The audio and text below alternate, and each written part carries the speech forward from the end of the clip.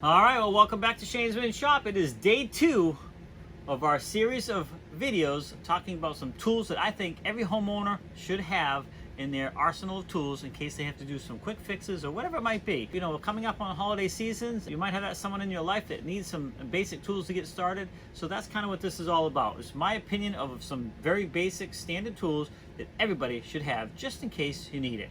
And today is a tool that, you know, I use it. It's a go-to tool all the time for lots of stuff.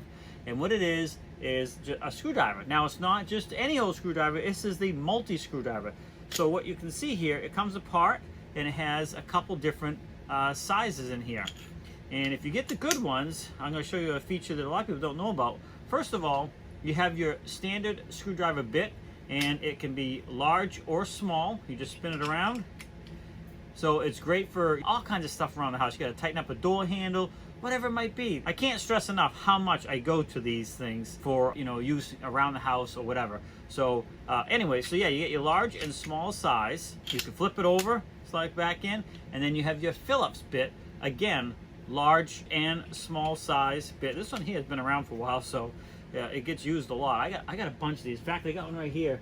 It's just a smaller version.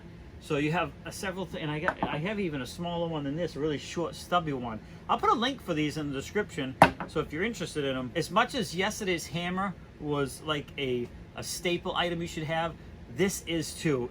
Maybe even more. I go to this way more than a hammer, to be honest with you.